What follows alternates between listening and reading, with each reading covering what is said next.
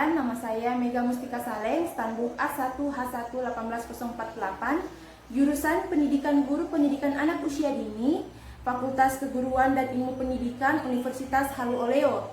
Di kesempatan ini, saya akan membuat video ini guna untuk menyelesaikan tugas MIT mata kuliah strategi pembelajaran. Di sini saya akan menjelaskan yang pertama yaitu apa dan bagaimana peran guru PAUD dalam membangun pendidikan di Indonesia khususnya di Sultra. Yang kedua yaitu bagaimana strategi belajar mengajar di PAUD.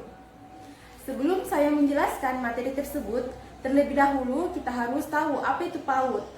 Pendidikan anak usia dini atau PAUD adalah jenjang pendidikan sebelum jenjang pendidikan dasar yang merupakan suatu upaya pembinaan yang ditunjukkan bagi anak sejak lahir sampai dengan usia 6 tahun yang telah dilakukan melalui pemberian rangsangan pendidikan untuk membantu pertumbuhan dan perkembangan jasmani dan rohani agar anak memiliki kesiapan dalam memasuki pendidikan jenjang lebih lanjut yang diselenggarakan pada jalur formal, non-formal atau informal. Pendidikan anak usia dini merupakan salah satu bentuk penyelenggaraan pendidikan yang menitikberatkan pada peletakan dasar ke arah pertumbuhan dan 6 perkembangan. Yang pertama yaitu agama, yang kedua yaitu moral, yang ketiga yaitu fisik motorik, yang keempat yaitu kognitif, yang kelima yaitu sosial emosional, yang keenam yaitu seni. Tujuan diselenggarakannya pendidikan anak usia dini yaitu tujuan untuk membentuk anak Indonesia yang berkualitas, yaitu anak yang membutuhkan dan berkembang sesuai dengan tingkat perkembangannya sehingga memiliki kesiapan yang optimal di dalam memasuki pendidikan dasar serta mengurangi kehidupan pada masa dewasa. Tujuan untuk membangun menyiapkan anak mencapai kesiapan belajar akademik di sekolah sehingga dapat mengurangi usia putus sekolah di pendidikan selanjutnya. Apa dan bagaimana peran guru PAUD dalam membangun pendidikan di Indonesia dan di Sultra? Peran guru PAUD. Guru dapat diartikan orang yang mengetahui atau berpengetahuan. Seorang guru tidak hanya memiliki pengetahuan yang luas, akan tetapi juga merupakan sosok yang menjadi panutan bagi anak-anak didiknya. Pekerjaan yang tidak mengenal tanda jasa ini merupakan pekerjaan yang sangat mulia, yang hanya mengharap kepada anak-anak didiknya untuk menjadi generasi penerus yang unggul. Seorang guru adalah sosok pribadi yang bisa menjadi panutan dan teladan karena dari setiap perkataan, perbuatan, dan tingkah lakunya akan menjadi sorot pandang bagi anak didiknya.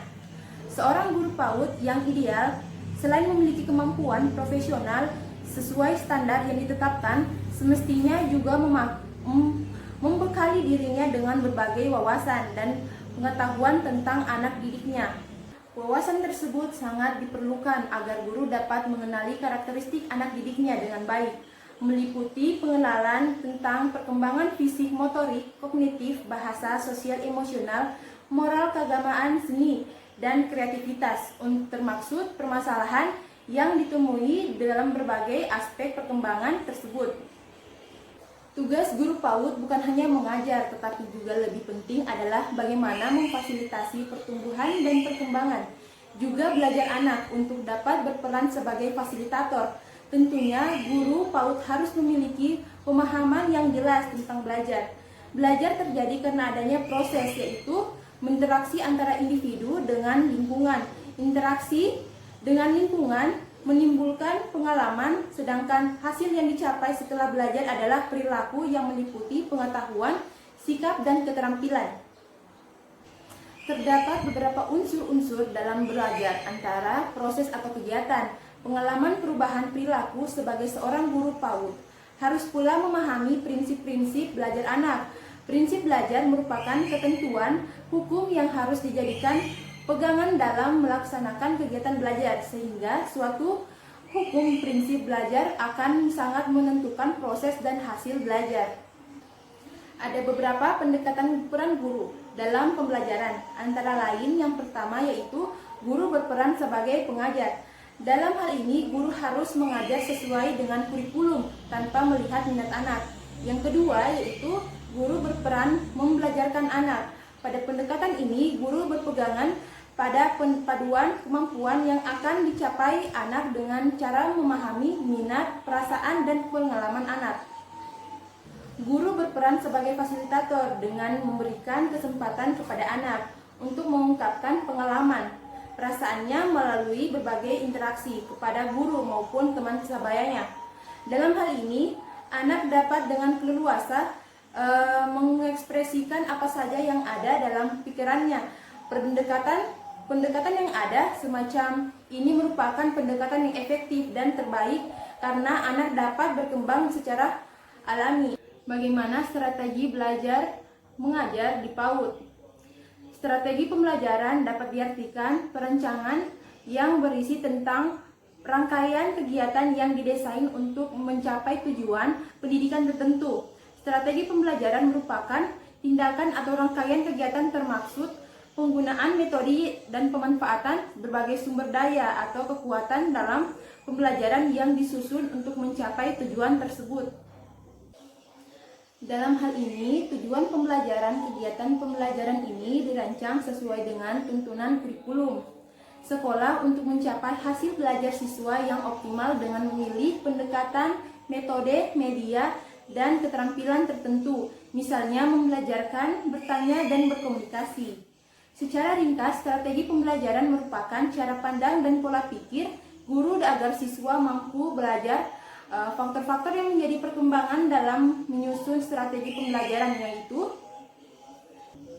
yang pertama yaitu mengaktifkan siswa dalam membentuk tugas kelompok, melakukan curah pendapat dalam proses pembelajaran, dan melakukan tanya jawab terbuka. Yang kedua yaitu membangun peta konsep atau sistematika materi bahan ajar. Yang ketiga yaitu menggali informasi berbagai media. Yang keempat yaitu membandingkan dan mensistensikan informal. Berdasarkan pengertian tersebut, maka dapatlah disimpulkan bahwa strategi pembelajaran adalah suatu kegiatan pembelajaran yang harus dikerjakan guru dan siswa agar tujuan pembelajaran yang dapat dicapai secara efektif dan efisien. Pembelajaran adalah suatu materi dan prosedur pembelajaran yang digunakan secara bersama-sama untuk menimbulkan hasil belajar pada siswa. Dengan situasi yang sekarang ini, dengan adanya virus corona atau COVID-19, pemerintah mengeluarkan surat edaran atau peringatan pemberitahuan tentang kita melakukan belajar di rumah saja demi memutus rantai penyebaran COVID-19. Berhubung di rumah saya tidak ada anak kecil untuk diwawancarai, dengan ini saya meminta bantuan kepada saudari saya untuk membuatkan video wawancara anaknya menanyakan apa saja yang diajarkan kepada gurunya di sekolah. Teman, nama saya Dava. Saya sekolah di TK Asadia Kendari. Nama guru favorit saya Ya, Bu Hasisa. Bu Anissa. Saya diajarkan di sekolah belajar, berhitung, menulis, membaca, doa makan. Keras. Allahumma barik kana fima wastakana wakina astabana. Amin.